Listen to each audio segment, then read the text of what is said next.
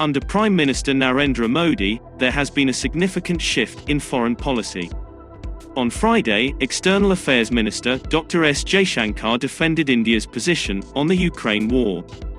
The foreign minister stated, at GlobeSec, that India is not sitting on the fence, simply because it does not agree with the West. It means, India is sitting on its ground, the foreign minister said, when asked about New Delhi's stance on the ongoing Russia-Ukraine war and whether India can afford to be sitting on the fence as an emerging world leader. He went on to say that, Europe must grow out of the mindset that its problems are the world's problems, but the world's problems are not Europe's problems. Today, links between China and India are being established in Ukraine. The truth is that China and India occurred long before Ukraine. It's not a clever argument, Jaishankar said. How India's foreign policy evolved under PM Modi. In a polarized world, India has maintained its independence stance. Even with West Bloc putting increasing pressure on India to support sanctions against Russia for its military operations in Ukraine. While India is focused on how to end the violence in Ukraine and alleviate human suffering, and the West is waging a campaign that will only exacerbate the situation. Countering every move by the US and its allies, putting pressure on it. India has crafted its diplomatic path in this direction since the beginning of the turmoil in Ukraine. Apart from the West's hypocrisies, India has also dealt with a new bloc, led by Turkey, as well as media coverage in the West. Pakistan has in the recent past turned to Turkey to drum up anti-India sentiments. Turkey has made comments on India's internal issues, including Article 370 and the hijab controversy, to name a few. In an oblique reference to Pakistan, India recently chastised the Organization of Islamic Cooperation for its unwarranted comments on the delimitation exercise in Jammu and Kashmir, and asked the grouping to refrain from carrying out its communal agenda at the behest of one country. At the end of the day, whatever international relations theories may be advanced, the fact remains that the fundamental goal of any foreign policy is to serve its national interests in the best possible way in any given scenario. The truth is that India does not believe it is necessary to join any axis. India has the right to make its own decisions that reflect a balance of its values and interests.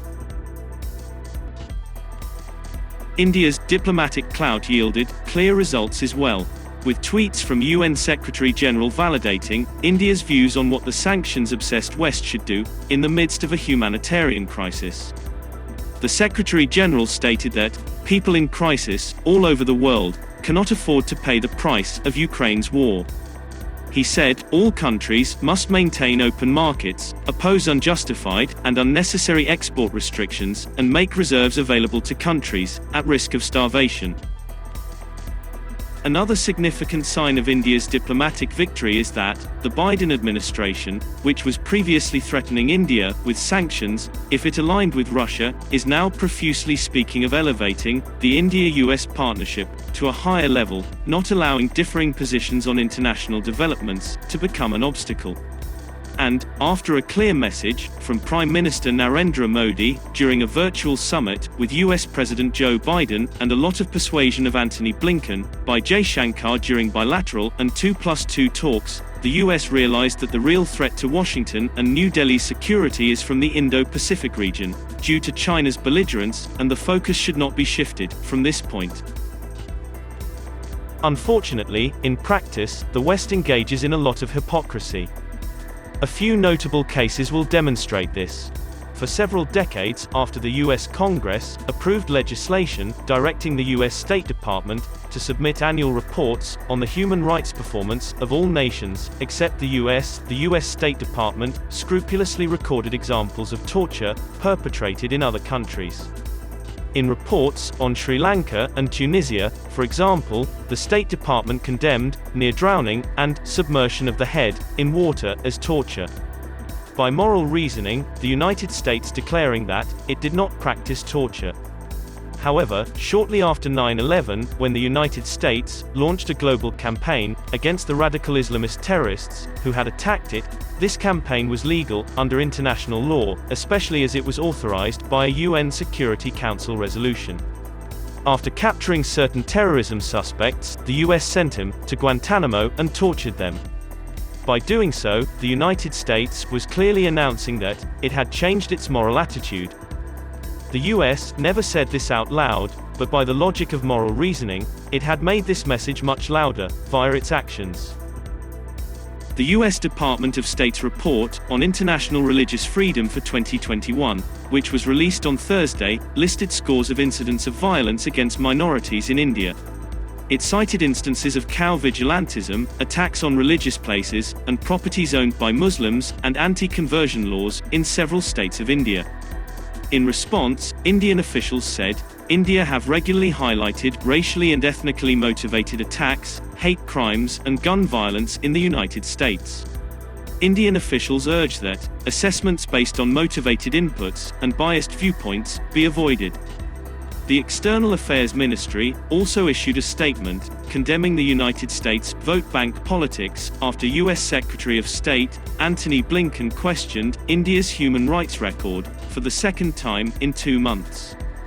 Earlier in April, Jaishankar stated that India too has views about other people's human rights, particularly when it comes to the Indian community in the United States.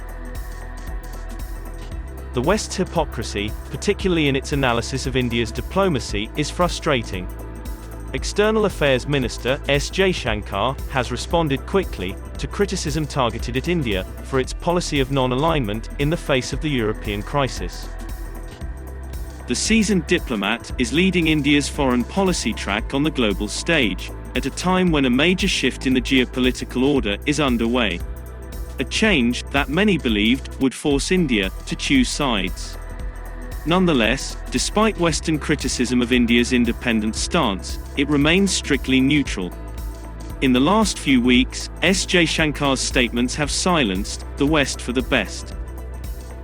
He says things, what needs to be said, highlights what needs to be highlighted, and leaves no stone unturned in exposing the hypocritical West and its dominance of the international system. For example, human rights have long been at stake, with which the West has beaten non-Western countries. The West, particularly the United States, has expended all diplomatic efforts to publicly shame China for its human rights record. This is similar to the situation that India is currently facing. Jaishankar, on the other hand, set the record straight by explaining how human rights are not just a concern for the US. India, as a responsible and largest democracy, also monitors the US's human rights situation. This demonstrated how human rights are a two-way street, and India will not accept the West's assessment of them.